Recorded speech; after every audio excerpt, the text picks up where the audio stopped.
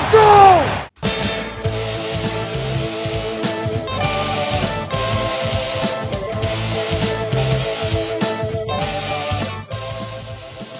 Welcome to the Treehouse Football Podcast, numero 6. Numero 6, we have made it into the 6th episode of the Treehouse Football Podcast. Along with the Cowboys, we have moved into the bye week on a high. As opposed to a lowly low. The Cowboys actually took care of business on the road in Los Angeles on Monday night. They managed to not embarrass themselves on national television in back-to-back weeks. So, yay for them. It was when the first score was that quick. I was like, we're doomed. That was my first thought. I was like, you know what? Let's just grab a beer and some wings, and I'll just check my phone. I'll just check my Instagram. And then I was like, "Oh, this is actually an interesting game," and it was fun to watch. I will say that it was an entertaining game, mainly because, if we're being honest, the Cowboys won.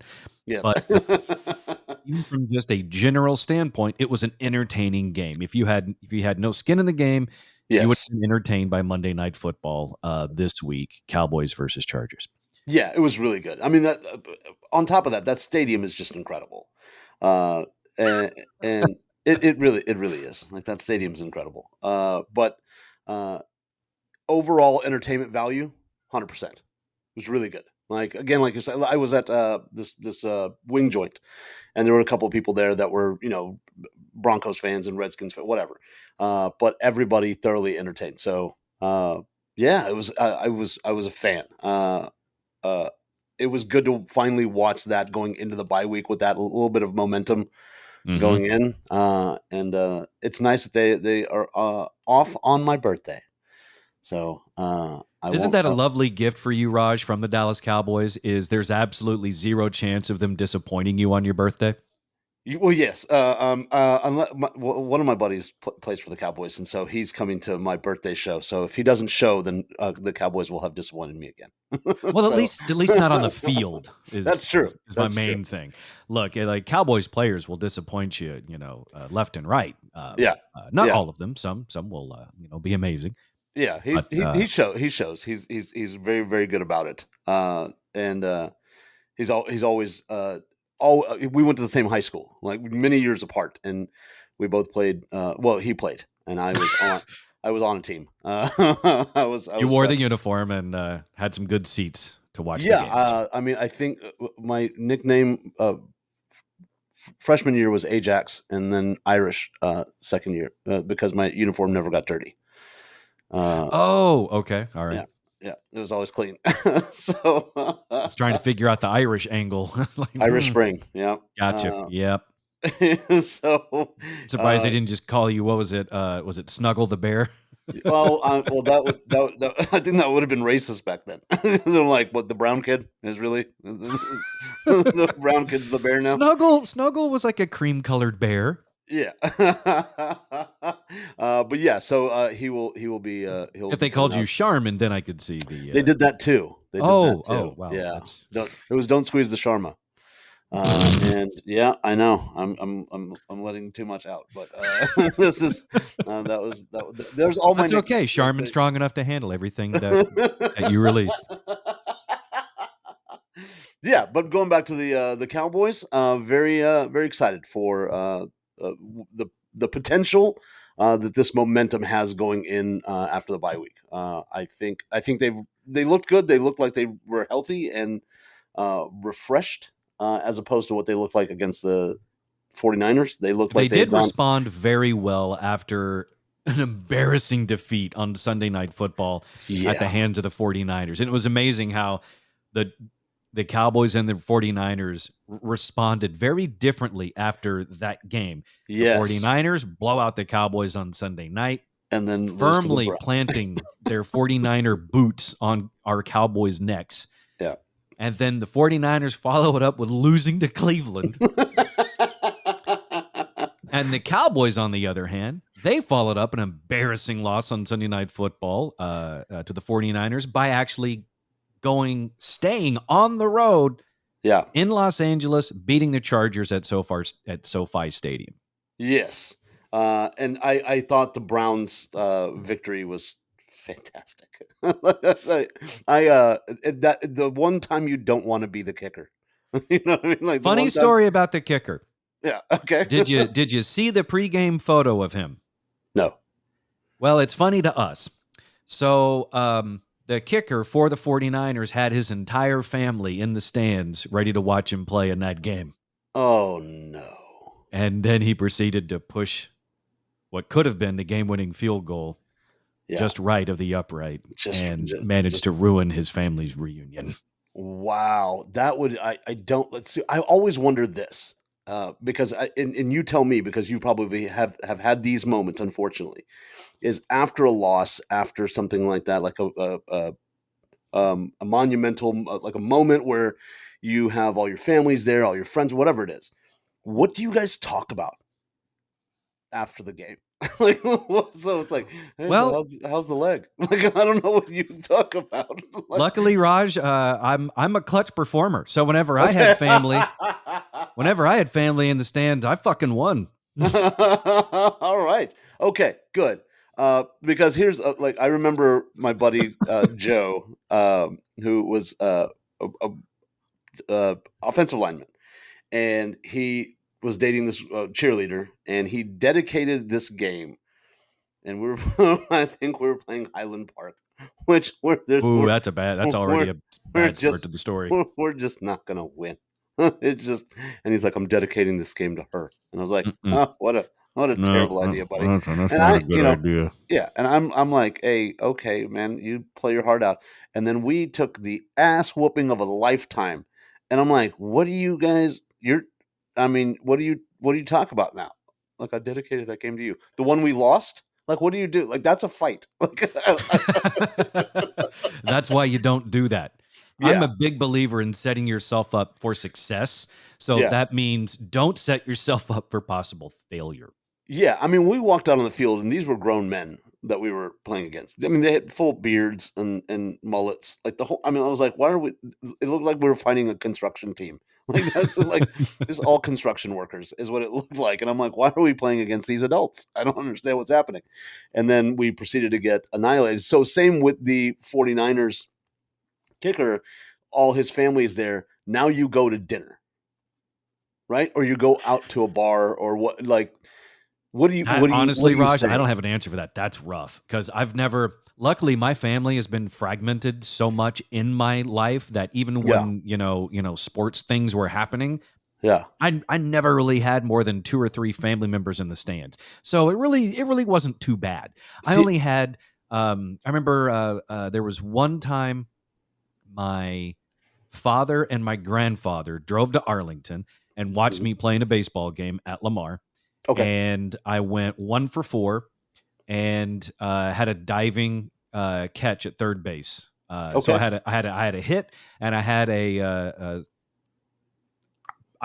pretty good, a Sports Center-esque worthy play for a 14-year-old in high school.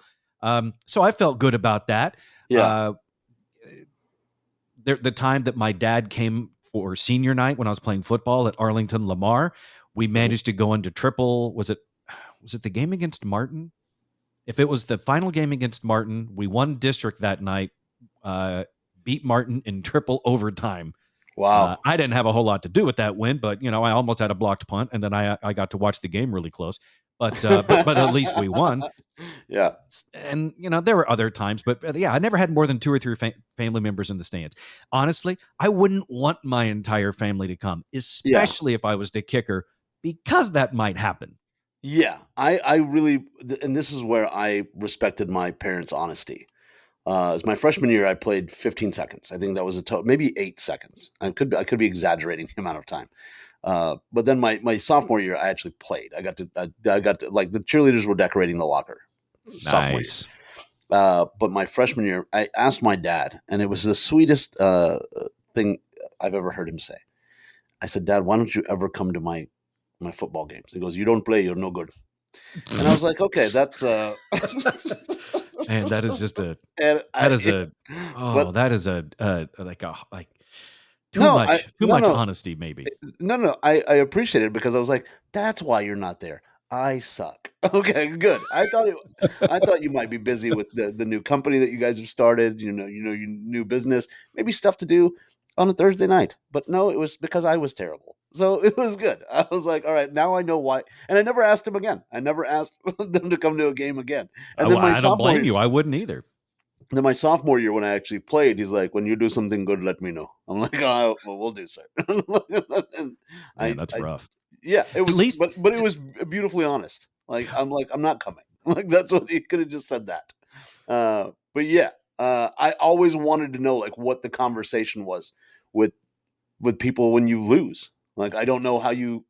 How's your day been? Like, I don't know how it's you start. Like, it's a what do little you start? different, I think, depending on the position that you play. When you're the kicker, like in the case of Yeah, the 49ers kicker, and he misses the game-winning field goal in front of his entire family and, a God, TV audience and everything millions of else. people. Yeah, I mean, that's maybe you have a different mentality as a kicker, but if you're a position player, yeah. you know, you can after the game you can be like, yeah, it was a tough loss, but I played pretty well. We didn't lose because of me. The kicker can't say that. I just hope nobody in the family was like, like when they went out afterwards, just got drunk and like, that kicker sucks. My bad. Sorry. Yeah. That's Well, you. it would have been interesting had your dad Yes. been the father also of this kicker, to which That would at be dinner he would have said something on the lines, "I'm never coming to see you play again. You're terrible." that would be interesting on so many different levels. If my dad was the father of that kicker, like, where's the other family, Dad? Yeah, I would uh, say a few hurdles would have to be jumped in order for your father, yes, may he rest in peace, yes. to be the father of the white kicker of the 49ers. Yeah, and to watch a 5'7", 220-pound man jump hurdles would be hilarious too. He's not going over. Maybe the Cowboys Uh, could use him at running back.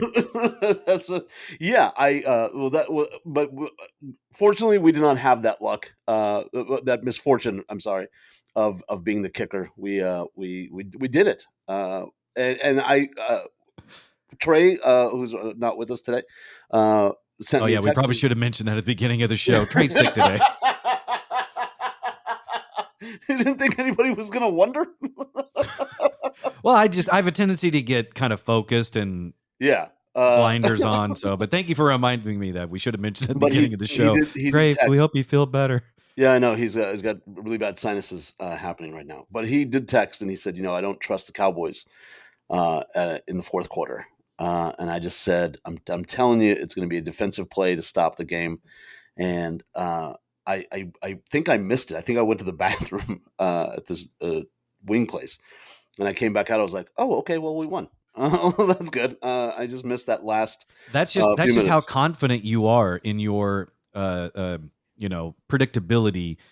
Yes. You say what's going to happen, and then you don't need to watch it happen. It's like when Iron Man hits that tiny missile against that tank. He doesn't have Oh to yeah, watch it. He knows it's going to blow up. yeah. So you say Cowboys defense is going to hold it down, and you go to I the bathroom, I did and make then Stephon Gilmore makes a great interception to end the game, that's basically, and right. you come back from the bathroom and go, "What did I miss, bitches?" I did call the wrong player. I said it was going to be Bland with the interception to stop the game. I You know did what text though? that It's back. important. It's important for your followers, Raj, because you are at this point building a sports Yes. cult with your powers to not only injure Cowboys players, but to basically will victory out of them. I like to believe I can do that. I like to believe that I So it's can important to will. show your followers that you're not perfect, Right. Right. Okay. but that you are great. Yeah, it's like when the whole Waco thing happened with David Koresh, and I was like, I think he's the same. I'm like, you know what? He might have. If he's Jesus, he shouldn't wear glasses. I'm just saying. I don't know. He should. He should probably have 20/20 vision. It's just. I'm just saying. If you're my savior, at least don't be nearsighted. Like that's all. That's all I asked for. But I did say like he predicted that he was the one. And I'm like, Uh-huh. all right, man. And when the thing went on fire, I go, man, if he walks out right now in the middle of this fire, You guys are fucked.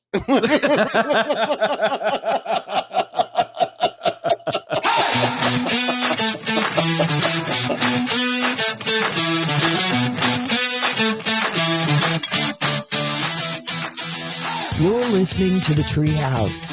Visit us online at treehouseonair.com.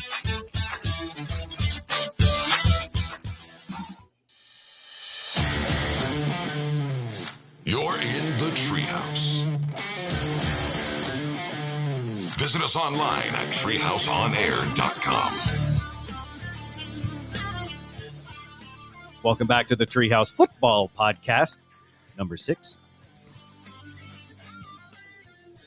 If we were still on the radio, this would be where I would reset and say, in case you're just joining us,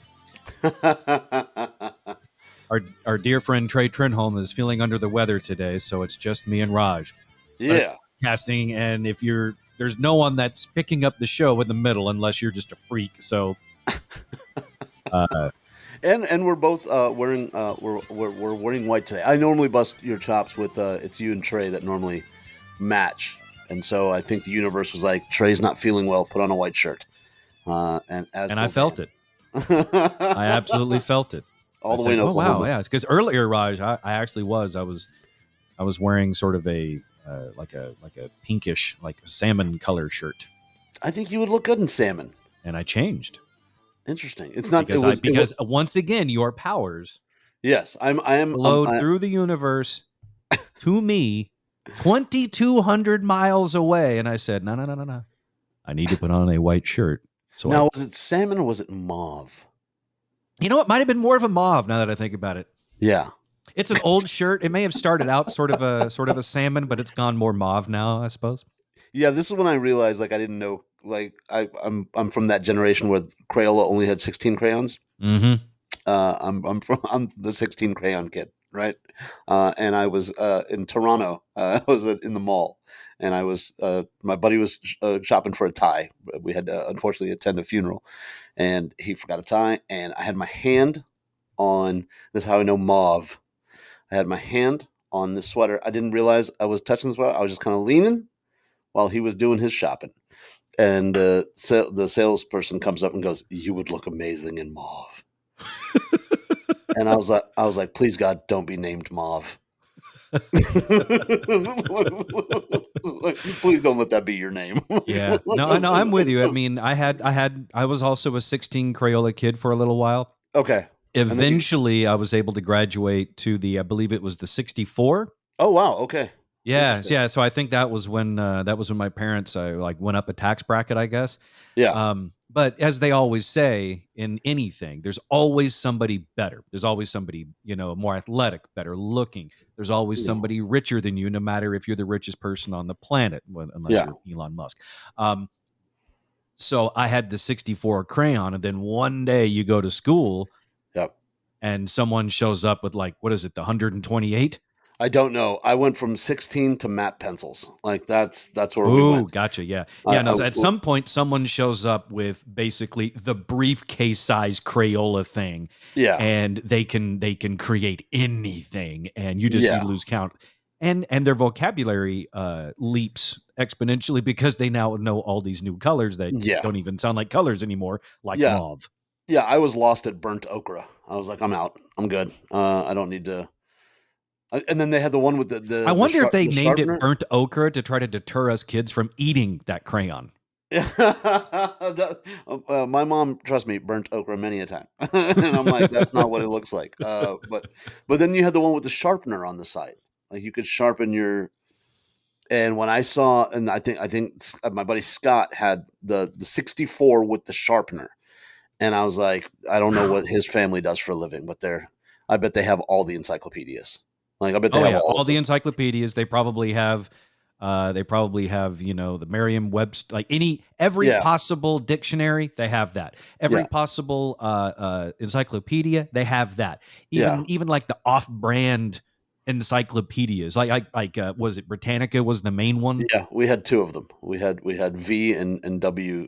Yeah, a U to V, right, and then W We had those. Those are the two we had. Yeah, I assume the kids that had the Crayola sharpener can, like I assume their parents worked for NASA or something.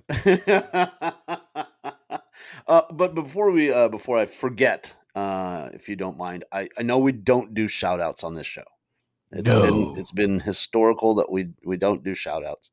But I have to today. Okay. To my buddy and dear friend, AEW wrestling superstar, Mr. Lance Archer, the Murder Hawk Monster from Hearn, Texas. Lance flew all the way out to SoFi Stadium to cheer on the Chargers. Oh, no. Yes. Yeah, he chose poorly. He was back the next morning. So he just went out, watched the game, flew right back. And I was up bright and early. Yeah, you were. Yeah. You know why? Because everything felt right in the world. The Cowboys, the Cowboys won. The Rangers were still undefeated in the playoffs after come Tuesday morning.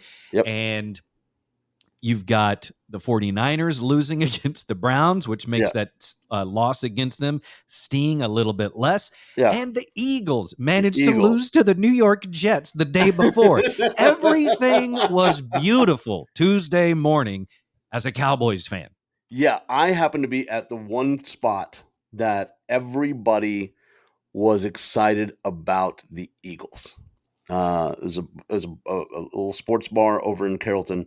I just stopped in to they have really, really good chicken tenders. And I stopped to get some tenders in, and the Eagles were a play-in, and the Eagles fans were there. And it was the best chicken tender. I don't even know how to describe how good these tenders were. Just listening to the Eagles fans watching their team lose to the Jets. Well, it turns out if you really want delicious chicken tenders, you got to dip them in the tears of Eagles fans. And just sop them up. They are delicious with honey mustard. I'm Texan. I'm going to dip it in some gravy. Oh, there you go. All right, thanks for hanging out with us here in the Treehouse Football Podcast number 6. Hopefully, Trey will be back for Friday episode of the Treehouse, which will drop tomorrow. For all things Treehouse, follow us, Treehouse On Air, and the website treehouseonair.com. We will see you tomorrow in the Treehouse. See you.